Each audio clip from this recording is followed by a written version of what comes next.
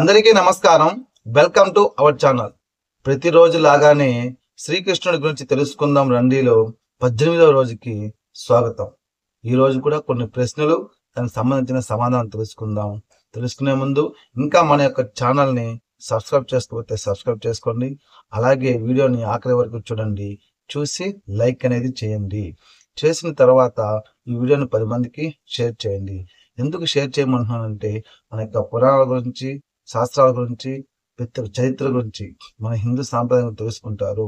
ఇది కూడా ఒక సేవ అనేది గ్రహించండి. ఇక టాపిక్ లోకి వెళ్దాం రండి. ప్రశ్న: అంత్యక్షణంలో భగవన్ నామమును ఉచ్చరించుటలో గల శక్తిని నిరూపించిన కథేది? సమాధానం: ఆజామీలుని కథ. ఈ ఉదాంతానికి చక్కని ఉదాహరణ. బ్రాహ్మణుడై జన్మించిన స్వభావంలో తాత్వికుడైన ఆజామీలుడు సుఖాలాన్ని, సుధర్మాన్ని వీడి కులభ్రష్టుడు, ధర్మభ్రష్టుడై ఎంతో పాపాన్ని సంపాదించుకున్నాడు. హీనకుల స్త్రీ సాంగత్యంతో పెక్కు సంతానాన్ని పొందాడు. చివరకు తన అపాసన దశలో తన కుమారులలో తనకిష్టమైన నారాయణుని పేరు స్మరిస్తూ మరణించాడు. తెలుసో తెలియకో అంత్యకాలంలో దైవనామాన్ని స్మరించిన అతడు నరకానికి పోక లోకప్రాప్తి పొందాడు. ఎప్పుడు మరణం సంభవిస్తుందో మనకు తెలియదు కాబట్టి నిరంతరం దైవనామాన్ని స్మరిస్తూ ఉంటే మేలు, ముక్తి కలుగుతాయని ఈ కథ ప్రబోధిస్తుంది. చాలా చక్కగా ఉందండి. మనము భగవంతుని బిడ్డలం కాబట్టి భగవంతు నామాన్ని స్మరణే చేయాలి. ఇక్కడ చెప్పినట్టుగా ఎప్పుడు మరణిస్తామో తెలియదు. కావున భగవంతుని నామంలోనే మనము జపం చేస్తూ, నోటితో చెప్పాల్సిన పని లేదండి. బయట ప్రపంచానికి తెలిసేటట్టుగా మనం మనసులోనే తలుచుకుంటే కూడా చాలు. అది కూడా దైవ నామస్మరణే. కావున ప్రతి ఒక్కరూ భగవంతు నామస్మరణ చేయండి. మనం అందరము సంతోషంగా ఉంటాము. కష్టమైన నష్టమైనా సరే భగవత్ నామస్మరణ చేస్తూ ఉండాలి. ఇక మరొక ప్రశ్నకు వెళ్దాం. దక్ష యజ్ఞంపై వ్యాఖ్యానింపుము. సమాధానం: దక్ష ప్రజాపతి మనువు యొక్క కనిష్ట పుత్రికను వివాహమాడి 27 మంది కుమార్తెలను సంతానంగా పొందాడు. వారిలో చివరి పుత్రిక సతి. ఈమె శివుని వివాహం ఆడింది. ఒకసారి దక్షుడు ఒక గొప్ప మహాయజ్ఞాన్ని చేస్తూ అందరినీ ఆహ్వానించాడు. కానీ శివుడిని ఆహ్వానించలేదు. తన భర్త అభిష్టానికి విరుద్ధంగా సతి ఈ యాగానికి వెళ్ళింది.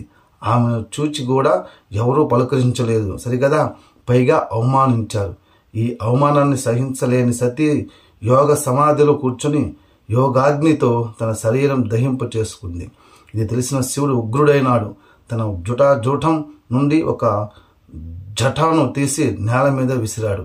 దాని నుండి ఒక మహాభయంకర రూపుడైన వీరభద్రుడు ఆవిర్భవించాడు. శివాజ్ఞ మేరకు వీరభద్రుడు దక్షిణ యజ్ఞశాలను ధ్వంసం చేసి బీభత్సం కలిగించాడు. దక్ష యజ్ఞశాల ఒక యుద్ధ భూమిగా మారింది. చివరకు దక్ష సంహారం చేశాడు వీరభద్రుడు. దీనికి కారణం దక్షుడు శివుని నిరాధారణ చేయడమే. దీనికి విరుద్ధంగా శ్రీకృష్ణుని నేతృత్వంలో కురుక్షేత్రం ధర్మక్షేత్రంగా ధర్మయజ్ఞంగా మారిందని తెలుసుకోవాలి. మరొక ప్రశ్న: దధీచి గాథ ఏమి తెలియజేస్తుంది? సమాధానం: అతి బలవంతుడైన వృతాసురుని ఇంద్రుడు సంహరించదలిచాడు. దధీచుని మహాముని శరీరాన్ని కోరమని, ఆయన శరీరపు వెన్నుముక నుండి ఒక శక్తివంతమైన ఆయుధం తయారు చేయమని ఇంద్రుడిని నారాయణుడు ఆదేశిస్తాడు. నిరంతర నారాయణ కవచ పారాయణం ద్వారా దధీచి ఎముకలకు అత్యంత శక్తి కలిగింది. ఆత్మ జ్ఞానం పొందిన దధీచి తన శరీరాన్ని ఎటువంటి సంకోచం లేకుండా త్యజించడానికి సిద్ధపడ్డాడు. ఇంద్రుడు దధీచి ఎముకల నుండి ఒక శక్తివంతమైన వజ్రాయుధాన్ని రూపొందించాడు. దానికి నారాయణుడు తన శక్తితో పదును పెట్టాడు. దధీచి త్యాగం నిరూపమానము. లోకక్షేమం కొరకు తన శరీరాన్ని త్యాగం చేయడానికి మించినది లేదు అని నిరూపించాడు. ఇవన్నీ సత్యవంతులు మాత్రమే చేయగలరండి. మనలాంటి వాళ్ళం చేయలేం. మరొక ప్రశ్న: సందర్భ సహిత వ్యాఖ్యలను వివరింపము. సమాధానం: అందులో ఒకటి, గోవులకు పాదరక్షాలు ఉన్నాయా? నాకు కూడా పాదరక్షాలు వద్దు. 2, ఈ ప్రపంచంలో కృష్ణుడు ఒక్కడే పురుషుడు. ఇతరులందరూ స్త్రీలే. 3. ఓ మురళి, నీవెంత అదృష్టవంతురాలివి. కృష్ణునికి ఎంతో సన్నిహితంగా ప్రియంగా ఉన్నావు. ఇందులో రహస్యం ఏమిటి? 4. మనం కూడా కృష్ణుని చేతిలో మురళిగా ఉండవచ్చు అని ఈ 4టికి సమాధానం ఏందని తెలుసుకుందాం. ఫస్ట్ది, గోవులకు పాదరక్షాలు ఉన్నాయా? నాకు కూడా పాదరక్షాలు వద్దు అన్నదానికి సమాధానం తెలుసుకుందాం. 1. దానికి సమాధానం, ఈ మాట కృష్ణుడు యశోదతో చెప్పినవి. ఒకనాడు కృష్ణుడు గోపాలులతో కలిసి గోవులతో అరణ్యానికి వెళతానని యశోదను అడిగాడు. అతడు ధరించడానికి ఒక పాదరక్షాల జతను తాను సమకూర్చే వరకు అతడు అరణ్యానికి పోకూడదని, అక్కడ అతని లేత పాదాలకు ముళ్ళు గుచ్చుకుంటాయని అంటుంది యశోద. అప్పుడు కృష్ణుడు, అమ్మా, నీవు నన్ను ఎప్పుడు గోపాల అంటూ ఉంటావు కదా. గోపాలుడనుగా గోవులను కాచేవాడు అనగా వారికి నాయకుడిగా నేను ఆదర్శంగా ఉండాలి కదా. గోవులకు ఇతర బాలులకు చెప్పులు లేవు కదా.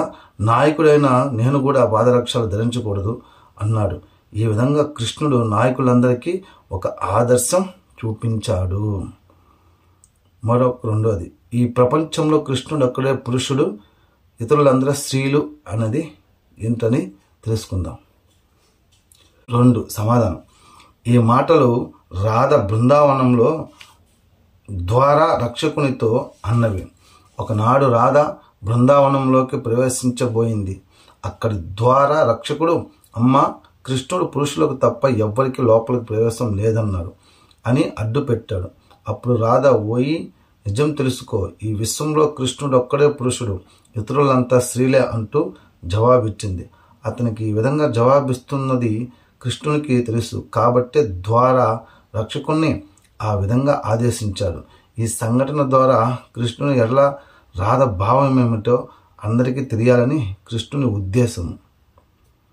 ఇక 3వది, కృష్ణుడు నిద్రిస్తుండగా ఆయన ప్రక్కనే ఉన్న మురళిని నిర్దేశించి ఒక గోపిక అన్న మాటలివి. ఆ మురళి ఏ విధంగా కృష్ణుని స్వరంలో పలికిస్తుందో, ఏ విధంగా కృష్ణుని శ్వాసకు మురిసిపోతుందో, ఆయన సన్నిధిలో ఎంత ఆనందం అనుభవిస్తుందో తెలుసుకోవాలనుకున్నది ఆ గోపిక. 4వది, ఇది ఒక గోపికకు రాధ ఇచ్చిన సమాధానం.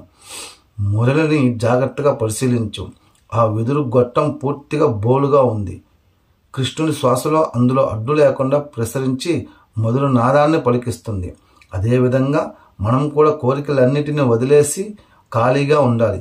అప్పుడే కృష్ణుడు మనల్ని కూడా తన మురళిగా ఉపయోగించుకుంటాడు అని సమాధానం చెప్పింది. ఇప్పుడు తెలిసింది కదండి ఆ 4టికి సమాధానం అనేది ఏంటనేది. ఈ రోజుకి ఇది చాలండి. రేపటికి కొన్ని ప్రశ్నలు సమాధానం తెలుసుకుందాం.